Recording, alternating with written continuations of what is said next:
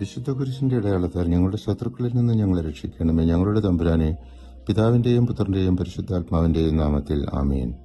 വിശുദ്ധ ലൂക്ക 20-ാം അധ്യായം.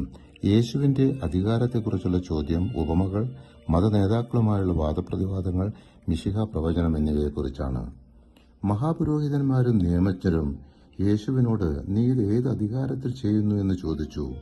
യേശു, യോഹന്നാന്റെ സ്നാനം ദൈവത്തിൽ നിന്നോ മനുഷ്യരിൽ നിന്നോ എന്ന് തിരിച്ചു ചോദിച്ചു. അവർ മറുപടി പറയാതെ നിന്നു. യേശു പറഞ്ഞു, ഒരു ഉടമ തന്റെ മുന്തിരിത്തോട്ടം കർഷകർക്ക് ഏൽപ്പിച്ചു. അവർ ഉടമയുടെ ദാസന്മാരെ അടിച്ചു, അവസാനം മകനെ കൊന്നു. ഉടമ അവരെ നശിപ്പിച്ച് മറ്റുള്ളവർക്ക് തോട്ടം ഏൽപ്പിക്കും. യേശുവിനോട് നികുതി കൊടുക്കുന്നതിനെക്കുറിച്ച് ചോദിച്ചു. യേശു പറഞ്ഞു, കൈസറിന്റേത് കൈസറിനും ദൈവത്തിന്റേത് ദൈവത്തിനും കൊടുക്കുക. സദുക്യർ പുനരുത്ഥാനത്തെയും അവർ മരിക്കുന്നതിന് മുമ്പെയുള്ള വിവാഹ ജീവിതത്തെയും കുറിച്ച് ചോദിച്ചു. യേശു പറഞ്ഞു, പുനരുത്ഥാനത്തിൽ വിവാഹമില്ല, അവർ ദൂതന്മാരെ പോലെ ആയിരിക്കും. അപ്പോൾ അവൻ അവരോട് ചോദിച്ചു, ക്രിസ്തു ദാവീദിന്റെ പുത്രനാണ് എന്ന് പറയാൻ എങ്ങനെ കഴിയും?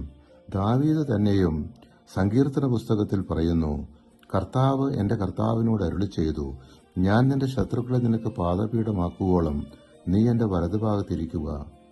ദാവീദ് അവനെ കർത്താവ് എന്ന് വിളിക്കുന്നു. പിന്നെ എങ്ങനെയാണ് അവൻ ദാവീദിന്റെ പുത്രനാകുന്നത്? 20-ാം അധ്യായം 41 മുതൽ 44 വരെയുള്ള തിരുവചനങ്ങൾ. യേശു പറഞ്ഞു, നിയമജ്ഞർ പുറമെ ഭക്തിയുള്ളവരെ പോലെ നടിക്കുകയും ദീർഘമായി പ്രാർത്ഥിക്കുന്നതായി നടിക്കുകയും ചെയ്യുന്നു. എന്നാൽ അവർ വിധവകളുടെ വീടുകൾ വിഴുങ്ങുന്നു.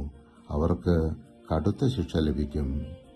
പരിശുദ്ധാത്മാവെ, തിരുവചനത്തിന്റെ അനന്തശക്തിയാൽ ആത്മാവിന്റെ ഫലങ്ങളും ദാനങ്ങളും നൽകി തീക്ഷ്ണതയാൽ ഞങ്ങളെ ജ്വലിപ്പിക്കണമേ. ആമേൻ.